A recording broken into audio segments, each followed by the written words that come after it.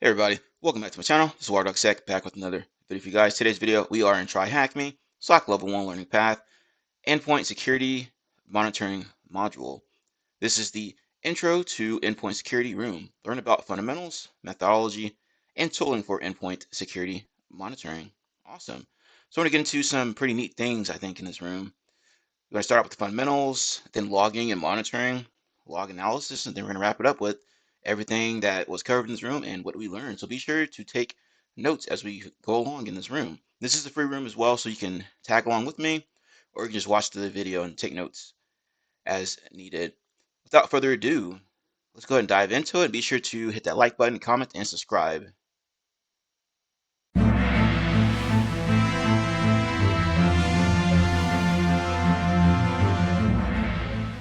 Task 1, room introduction. In this room, we will cover the fundamentals of endpoint security monitoring, essential tools, and high-level methodology. This room gives an overview of determining a malicious activity from an endpoint and mapping its relevant events. To start with, we will tackle the following topics to build a stepping stone on how to deal with endpoint security monitoring. So we're going to talk about endpoint security fundamentals, logging, monitoring, then log analysis. At the end of this room, we will have a threat simulation where you need to investigate and remediate the infected machines. This activity may require you to first to understand the fundamentals of endpoint security monitoring to complete it. Absolutely right. I always stress to learn the basics and fundamentals of everything because everything that you do related to that's going to, well, reference the basics and fundamentals, which is why you need to have a solid foundation. Anyway, task number 2 here, endpoint security fundamentals. So we're going to talk about core Windows processes. Before we deal with the learning how to deep dive into endpoint logs, we first need to learn the fundamentals of how the Windows operating system works. Without prior knowledge, differentiating an outlier from a haystack of events could be problematic. To learn more about core Windows processes, a built-in Windows tool named Task Manager may aid us in understanding the underlying processes inside a Windows machine. That's right. You do all kinds of things with Task Manager, and this is just one of the things that it can do. Show you all these nifty processes that may be running on that particular machine that you are investigating. Task Manager is a built-in GUI, which is graphical user interface based Windows utility that allows you to see what is running on the Windows operating system.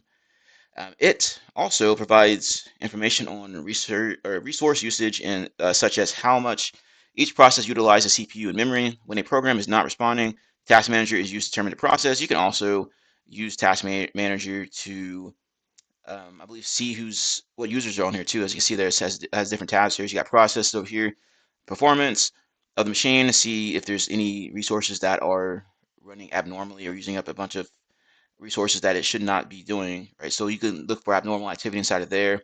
Like I said, users can use logged in there if it's going to show there. Details, displaying different information about the different programs and processes running on the machine there. And you have services, which is, well, services on the machine. A task manager provides some of the core Windows processes running. In the background below is a summary of running processes that are considered normal behavior. Note the greater than symbol represents a parent-child relationship. So you have system parent, and then of that is the sms.exe, which is the child. Okay, so you have the parent process and you have the child process. Let's take a look here. And I have some listed out here. You got system, and then you have sms.exe, csrss.exe, and you can see the rest there. LSAS is a nifty one. Explore.exe. It says, in addition, the processes with no depiction of a parent-child relationship should not have a parent process under normal circumstances, except for the system processes, which should only have system idle process 0 as its parent process. You may refer to the core Windows process room to learn more about this topic. Sysinternals. With the prior knowledge of core Windows processes, we can now proceed to discuss the available toolset for analyzing running artifacts in the back end of a Windows machine. Sysinternals is a well-known toolkit, or whatever you want to call it, a suite of tools that you can use to check out things on the Windows box. Attackers can also misuse these tools to conduct what's called like living off the land and such activity, right? The Sysinternal tools are a combination of over 70 plus Windows-based tools. Each of the tools falls into one of the following categories. You have file and disk utilities, network utilities, process, security, system, and miscellaneous. we'll introduce two of the most used Sysinternal tools for endpoint investigation for this task. Hey everybody, this is WireDogSec. Just a quick reminder to subscribe to the channel and hit the notification bell. Once you hit the notification bell, be sure to set to all notifications so you know every time I post to the channel, upload a video, all that good stuff. Let's continue to grow our glorious community here. We are in the cyber trenches. We're not just reporting on it. Be sure to check out my channel as well. I have tons of videos that you can see here, over 300 videos ready for you to check out and learn something from. Be sure to review my posts. I'm frequently posting new things to my channel here, including jobs and everything related to that. Also, I have tons of playlists here that you can review, make it more convenient for you. Anyway, happy defending, happy hacking, enjoy the video. So you have TCPView networking utility tool, Process Explorer, process utility tool. Both of these before, whenever I'm doing like malware analysis or something like that, they come in handy, like in a lab environment. So we're going to talk about TCPView. It says is a Windows program that will show you detailed listings of all TCP and UDP endpoints on your system, including the local and remote addresses and state of TCP connections on Windows Server 2008, Vista, etc., etc. TCPView also reports the name of the process that owns the endpoint. TCPView provides a more informative and conveniently presented subset of the NetStat program that ships with Windows. The TCPView download includes TCPVCon, a command line version with the same functionality, official definition, okay? And this is exactly what it looks like here. Very useful tool. As shown above, every connection initiated by a process listed by the tool, which may aid in correlating the network events executed concurrently. Process Explorer displays can consist of two sub-windows. The top window always shows a list of currently active processes, including the names of the owning accounts, whereas the information displayed in the bottom window depends on the mode that Process Explorer is in. If it's in handle mode, you will see the handles that the process selected in the top window has open. If Process Explorer is in DLL mode, you'll see the DLLs and memory mapped files that the process has loaded. Okay, and it looks like this here. Process Explorer enables you to inspect the details of a running process, such as associated services, invoked network traffic, handles such as files and directories open, DLLs, and memory mapped files loaded. To learn more about Sysinternals, you can refer to the Sysinternals room. Awesome. Okay, so here we go with the questions. So be sure to pause the video, try to answer the question yourself to come back to the video, and we will continue on here. Okay, so let's take a look at this first one here. What is the normal parent process of services.exe? And I believe I mentioned it up here earlier inside the room here. So let's go ahead and scroll up and take a look for that. And it's going to be this winit.exe. This is why you read everything in this room, so you know that you can refer to these questions down here. Next one says, what is the name of the network utility tool introduced in this task? Well, we know it's going to be TCPView, as we read about it up here. So let's go ahead and copy, paste that down there as our answer. All right, next one, task number 3, endpoint logging and monitoring. From the previous task, we will have learned basic knowledge about the Windows operating system in terms of baseline processes and essential tools to analyze events and artifacts running on the machine. However, this only limits us from observing real-time events. With this, we will introduce the importance of endpoint logging, which enables us to audit significant events across different endpoints, collect and aggregate them for searching capabilities, and better automate the detection of anomalies. So first one's going to be Windows event logs. You're going to spend a lot of time in Windows event logs if you're going to be working in the incident response side of things. The Windows event logs are not text files that can be viewed using a text editor. However, the raw data can be translated into XML using the Windows API. The events and these log files are stored in a proprietary binary format with a .evt or .evtx extension. This is the one I've seen the most. And the log files within the .evtx file extension typically reside in C, Windows System 32, when event and logs. There are three main ways of accessing these event logs within a Windows system. Of course, we have the event viewer, which is this down here. Then we have the WEV util.exe command line tool. Then we have the get when event PowerShell command line. Now, I'm more familiar with this one here, this top one here, event viewer. Been there a lot throughout my career. An example image of logs viewed using event viewer tools shown below. Like I said, this is what it looks like here. So you have various different logs you can sift through. All right, so Windows logs, then you have application logs, security logs, setup, system, and some others in here, right? So you'll be spending a lot of time, especially in these security logs. But if you're looking at application errors and issues like that, of course, you can probably look in this application area there for those logs. Says you may refer to the Windows Event Logs room to learn more about Windows Event Logs, or check out my channel, see if I have anything on that. Sysmon says it's a tool used to monitor and log events on Windows. It's commonly used by enterprises as part of their monitoring and logging solutions. As part of the Windows Sysinternal package, Sysmon is similar to Windows Event Logs with further detail and granular control. That's absolutely true. Sysmon is awesome. Okay, very, very cool tool here. Very valuable tool. It is basically like Windows Events on steroids, right? It can do all kinds of things. Sysmon gathers detailed and high quality logs as well as event tracing that assist in identifying anomalies in your environment. It is commonly used with a security, information, and events management SIM system or other log parsing solutions that aggregate, filter, and visualize events. Lastly, Sysmon includes 27 types of NIDs, all of which can be used within the required configuration file to specify how the events should be handled and analyzed. And an excellent example of a configuration file auditing different event IDs created by Swift on security is linked here. So be sure to check these out. Do some digging and playing around with Sysmon. Put that in your lab environment to look into. Likely you'll come across this in your career at some point. It says the image below shows a sample set of Sysmon logs viewed using Event Viewer. Okay, pretty neat stuff there. To learn more about Sysmon, you can refer to the Sysmon room or check out my channel, see if I have any videos on that. OSQuery is an open source tool created by Facebook. With OSQuery, security analysts, incident responders, and threat hunters can query an endpoint or multiple endpoints using SQL syntax. OSQuery can be installed on various platforms, Windows, Linux, Mac OS, and FreeBSD. To interact with OSQuery, interactive console/shell, open command prompt, or PowerShell, and run OSQuery I.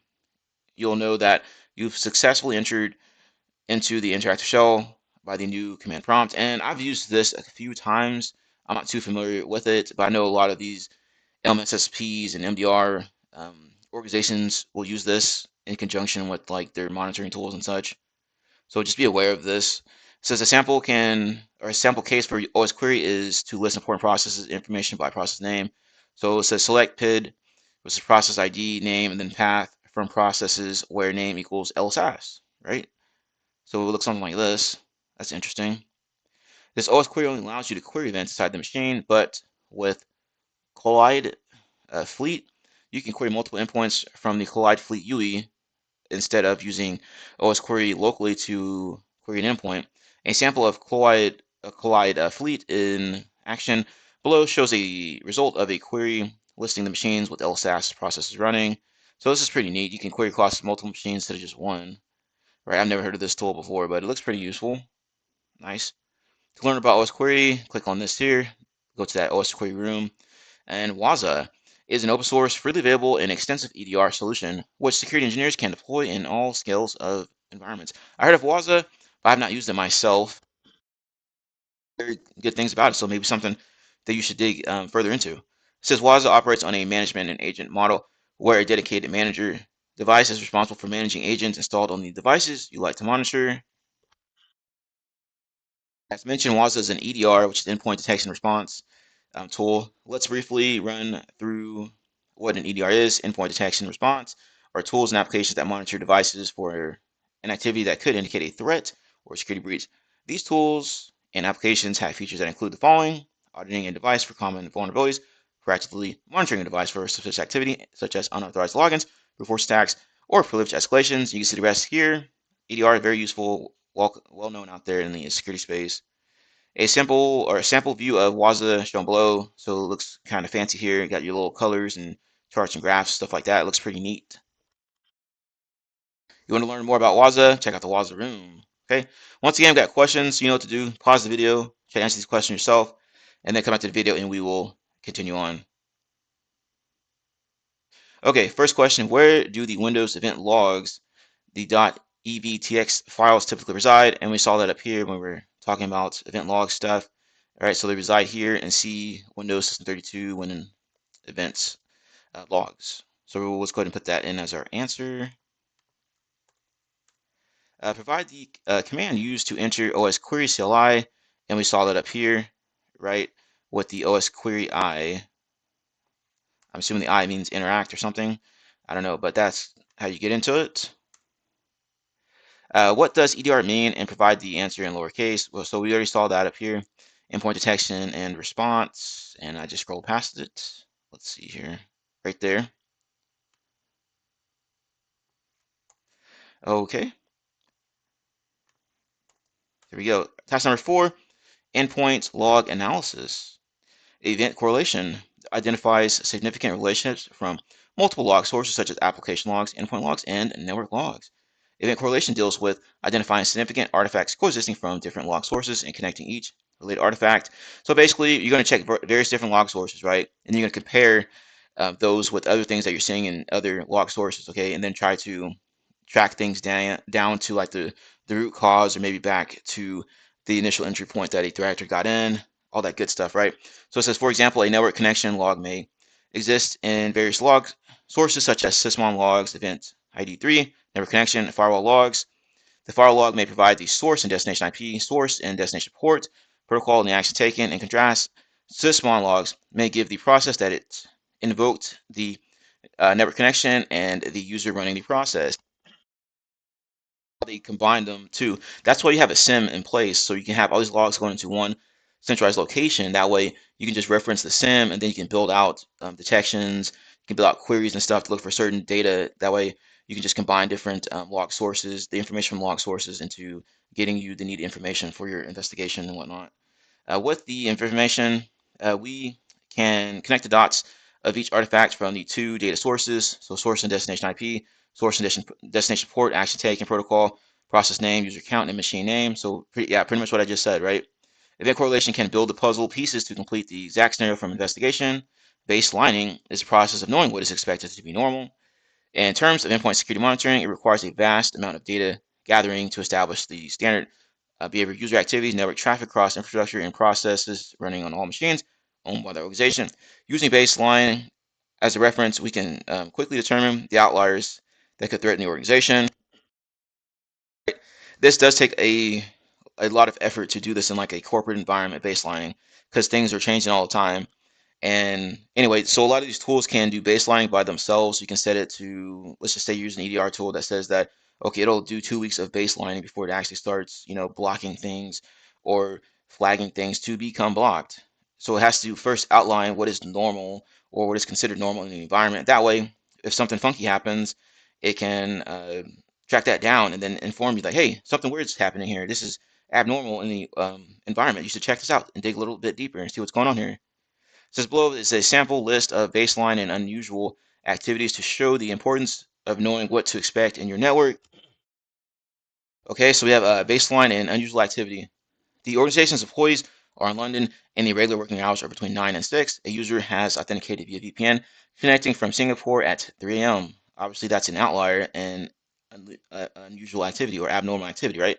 A single workstation is assigned to each employee. A user has attempted to authenticate to multiple workstations. Yeah, that could be some sort of maybe a password spray, brute force activity going on there, right? Employees can only access selected websites on their workstation, such as OneDrive, SharePoint, and other Office 365 applications. A user uploaded a 3 GB file on Google Drive. Highly suspicious. It could be evidence of data exfiltration, right? Only selected applications are installed on workstations, mainly Microsoft applications such as Microsoft Word, Excel, Teams, OneDrive, and Google Chrome. The unusual activity says a process named Firefox.exe has been observed running on multiple employee workstations. So yeah, that could be um, some kind of maybe C2 or some type of malware just has the same name as Firefox.exe, but it's actually malicious, right? So yeah, that's definitely a outlier or abnormal activity that you should probably do some digging into, or you can set up some detections based on this activity, right? Any event could be a needle in a haystack without a good overview of regular activity. Investigation activity. We have tackled the foundations of endpoint security monitoring, from previous tasks. Now we will wear our blue team hat and apply the concepts we discussed by investigating a suspicious activity detected on the workstation owned by one of our colleagues. Sweet. So we have more questions down here. Okay, so we're going to click on that green site button, open Static Lab, and start investigating the threat by following the provided instructions. Okay, so go ahead and try that yourself. Pause the video and come back once you're done, and then we'll step through it together. Okay, let's go ahead and step through this together. It says, warning, this machine has been compromised. Identify and remediate the threat. Start investigation. Instructions, identify the abnormal running process. You may open the baseline document created by the security team. So let's see what that is. All right, so this is the baseline doc. I'm assuming anything that's not listed here would be considered abnormal or unusual, right? So let's take a look here. Right off the bat, I can see something called beacon.exe. So that seems like the most obvious one in here. Now, in the real world, it's not going to be called, beacon.exe most likely. It might be called something that's appears to be benign. Like a lot of times, they may try to pretend to be service host.exe or something like that, right? Anyway, so there you go with that. So it's based on identify malicious process, determine the malicious network traffic. You may refer to your notes. Okay, so let's take a look here. And looking at these ports, right? 443 seems to be normal. 443 normal. And you can also take a look at these remote addresses, make sure nothing crazy is going on there. And of course, process name. Well, we already know beacon.exe is the funky one going on. And then we can see that it's connected to this weird remote address. So you probably have to do some OSINT or something on this to determine if this has been flagged by security vendors, researchers, what have you. And we know 4444 it's typically the port used by, I believe, by Metasploit by default or something like that. So let's go ahead and click on that. It says find all machines affected using the discovered IP address and eradicate the threats. So I'm going to copy and paste this over. And this is what you would typically like throw into like a SIM or something like that to search your environment. So you're going to throw in an IOC, which is indicator of compromise. So you can search on the malicious process in a SIM and also the IP address. So we're going to search on the IP address here and see brought up some other workstations that have been communicating with this IP address in question, right? So it says take action. And let's go ahead and remediate. Okay, congratulations, you have successfully eradicated the threat. You may get your reward from the flag.txt file on the desktop. Awesome. Now, remediate, that to me would be connected to something like your EDR, your antivirus solution in place. You're going to click that remediate button, or you're going to click that network contain or something like that. So you're going to contain that malicious endpoint or malicious device, what have you. So you can separate it from the network. That way you can kind of cut off the bleeding or quarantining the infected machine. So you can stop the bleeding, you can stop the threat actor, malware, what have you, from spreading throughout your environment. That way you can limit the damage, the blast radius, and whatnot. And then you can also start investigating those machines, right? So we're pretty much done with this. Let's wrap it up to the conclusion. Blue teamer by trade. All right, I just do the red team stuff for fun and to learn about the TTPs and stuff going on out there because it makes me a better blue teamer. But anyway, let's wrap it up with the conclusion. Congratulations, you have completed the investigation task and the simulated threat and investigation activity. We have learned the following: having a baseline document aids you in differentiating malicious events from the benign ones. Now, I'm gonna be honest with y'all. This baseline document, okay, this, from my experience, most organizations probably won't have any type of baseline in place. So just take that into consideration as you're going into the real world. Event correlation provides a deeper understanding of the concurrent events triggered by the malicious activity. Taking note of each significant artifact is crucial in the investigation. Other potentially affected assets should be inspected and remediated using the collected malicious artifacts, which we just did. You have those indicators of compromise, you're usually going to plug those into like your SIM tool, because your SIM should be the centralized point of where you're collecting all your security related logs, right? That's what it's for. So you can plug that into like a SIM, and so you can do some more investigating work. In conclusion, we covered the basic concepts of endpoint security monitoring, endpoint security monitoring fundamentals, endpoint logging and monitoring, and endpoint log analysis. Sweet. And it says you're now ready to deep dive into endpoint security monitoring module. To continue this path, you may refer to the list of rooms mentioned in the previous task, so you can check out these here. And if you haven't done these, go ahead and get your hands dirty with these rooms so that you can get the hands-on keyboard practical skills, right? So we're done with that, and it says I've completed the introduction to Endpoint Security Monitoring Room. Awesome. So we wrap this up. I gave you all some interesting tidbits as well from my experience as a blue teamer in this game. I'm in the cyber trenches every day, y'all. Okay, I'm not one of these reporters out here on the interwebs to just talk about it. I'm an actual blue teamer in real life. Done this stuff. I have a lot of experience, and I can share my experience with y'all. If you have any questions, be sure to hit that comment section below on any questions related to this particular room, blue teaming, what have you. Hey, one last thing before we go here, check out this website called Malware Archaeology. Very, very useful and awesome site. I've met the person who runs the site a few times in the real world. The dude is sharp as a tack, one of the smartest people I've ever met in this industry. He knows instant response like the back of his hand. Anyway, so this is a website. It keeps it updated pretty frequently. And as you see, the various different sections, you can go and check out things in here. Okay. You can also go in and look at different resources. The cheat sheets here are very useful. He has cheat sheets on all different kinds of things here that you can reference throughout your career. All right. So you just build up on what we just learned in this room here. All right. So that's one thing. He has his own product too called LogMD. If you're interested, you can check that out. Okay. And let's go ahead and flip over to the next one, which is this site called Ultimate WindowsSecurity.com.